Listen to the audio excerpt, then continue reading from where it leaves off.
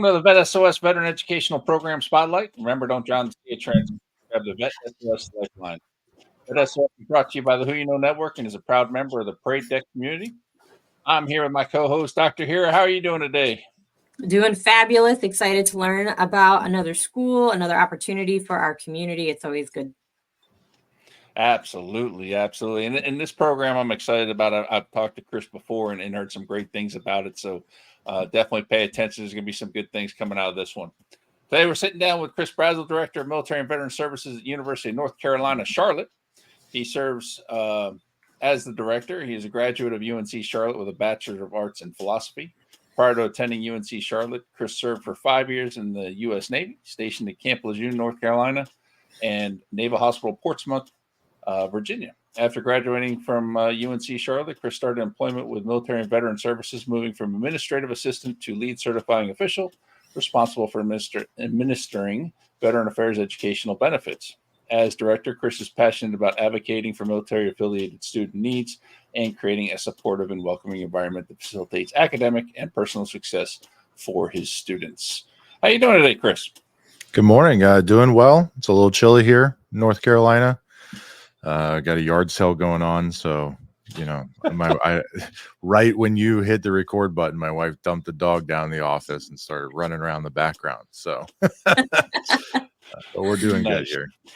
That's all good. Always love the real life being. I've had little kids come into the show. I've had animals, and it's always fun to see when real life happens, right?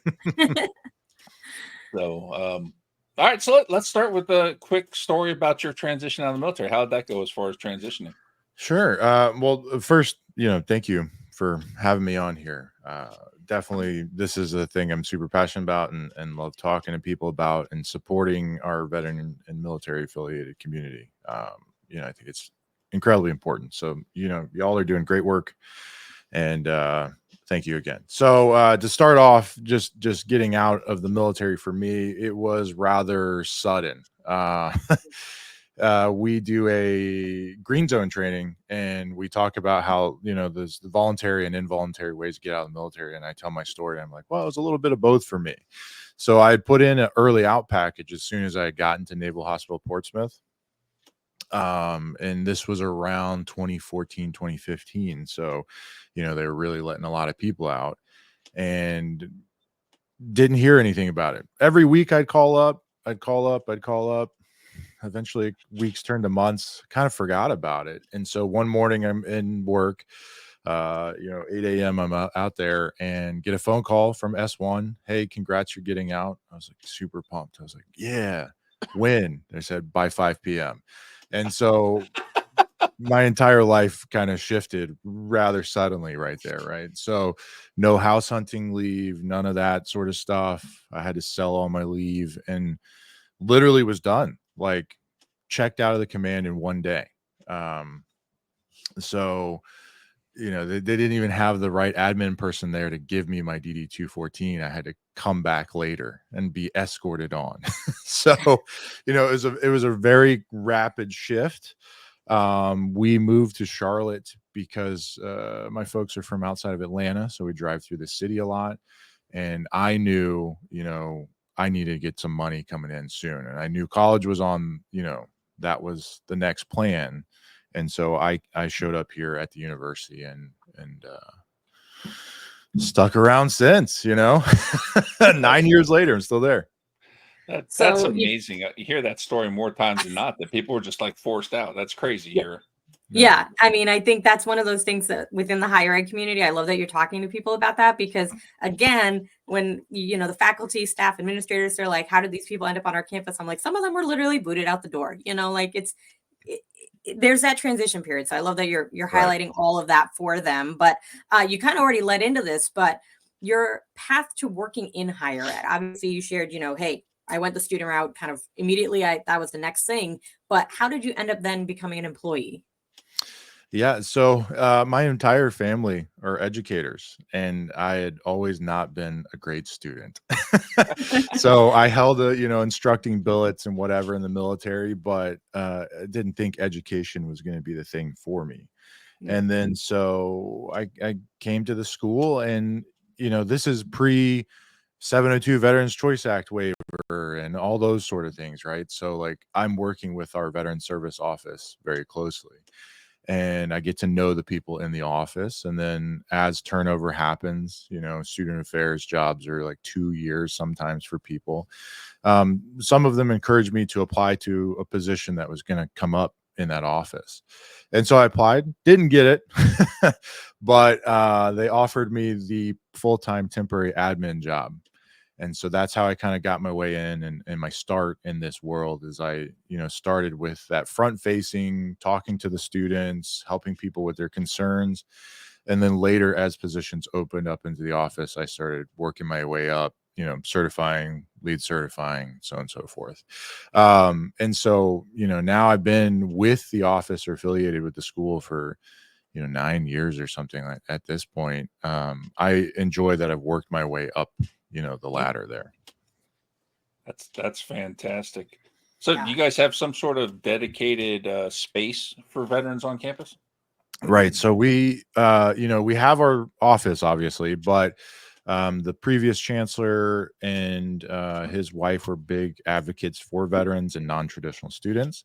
So they helped get us a lounge space across from our office. And then somewhere around 2018, I think, an alum of the school, Robert Q. Tubb, was very generously donated some money so we could renovate that space.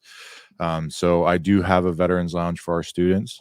I don't have enough money or resources to offer for all our students. So currently it's just for veterans, but eventually at some point that is the plan. So, you know, we got coffee and fridges and, you know, study space where I have dedicated veteran tutors come in. And so I have some students that we pay to tutor other students.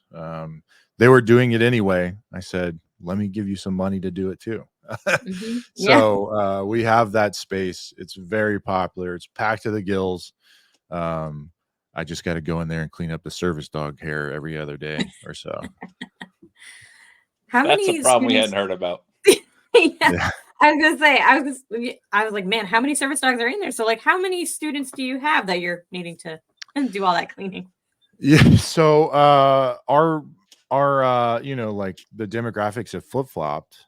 So I do have more military affiliated or dependent students now these days, but my total population's around 1,400, and about 500 to 600 of them are veterans. Wow. And so that space is just, it's popping all the time. Yeah. That's a big group. Yeah.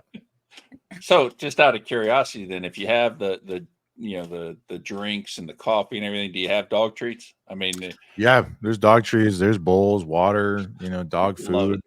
it. You know, when I go in and you know, our regular facilities will clean, but those dogs, you know, they shed on those chairs. So I go in there every day and blow them off and whatnot.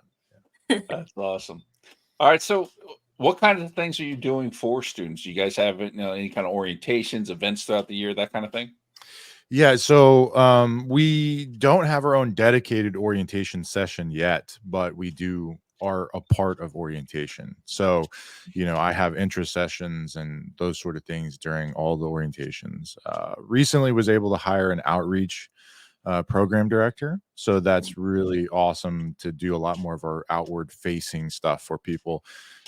It was always me going to open house and, you know, those admitted students day and whatnot. I definitely believe that we will solve a lot of our problems or maybe miscommunications with parents, especially if we do more proactive education on the front end. You know, the VA is incredibly complicated, how the pieces work, right? You know, they change things, they don't tell us, you know how it is. So definitely love that, you know, education on the front end. You know, the other stuff that we do for our students, I have a program manager in our office, so we do a lot of dedicated programming for our students. We have two really big kind of capstone events in the spring. We do we call it Camo Classic. It used to be a field day event. We have completely shifted it from that to a resource fair. And so we bring in our local VR&E counselors. I bring in the VA, the vet clinic. They'll bring their actual mobile vet clinic out. People can get appointments.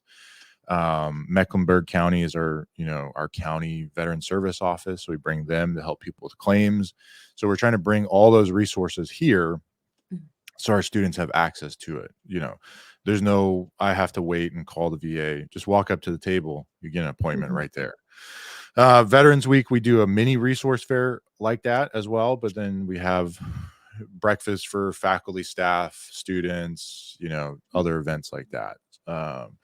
So the Camo Classic and bringing those VA resources directly to our campus, I think that's one of the great, awesome things that we do. We have also done a couple of things like priority registration for our students. We helped implement the UNC system policy change for that back in 2022. Our university kind of actually wrote that, and then they adopted it. And then another really great thing that we're doing is peer mentoring. And so it used to be an optional thing. We have gotten rid of that. If you're an incoming student, you're automatically signed up for it. You can opt out later at another point, but it's open to dependents and veterans. Any incoming student, they're automatically paired with a mentor in our office. And they share out weekly resources, things like that. So, the great thing is we see it happen in real life is those connections with mentors. I have some students that are activated out in Asheville right now, National Guard Reserve folks. They got no, cell phone reception. They can't get a hold of their teachers. They're calling and emailing their mentors saying, hey, can you help me out? And we're able to help them in that way. So it's been super great. That is awesome. Definitely. That web to make sure people aren't falling through the cracks is really critical. And, sometimes you don't want to go to a staff member, right? It's just you're like, oh, it's a little uncomfortable. So having that peer network is a really awesome thing. And I can imagine is a big influence and changer on how people navigate that first year. So that's awesome. But time flies. As we get ready to kind of close up, do you want to share with the audience why students may want to choose UNC Charlotte? Well, Other than what you just highlighted. I was going to say I hired a program director for outreach and engagement for a reason, because this part of it is not my favorite. But I will say our university was founded for veterans, and we're really working on kind of highlighting that history. 1946, after World War II, Bonnie Cone, the founder, basically wanted to teach returning World War II veterans, and so that's where the whole history of our school comes from. Right. Wow. As this city evolves, Charlotte is a very fast growing city. Tons of people are moving here. There's economic opportunities. We have a high military housing allowance rate. So that's also a great one. Yeah.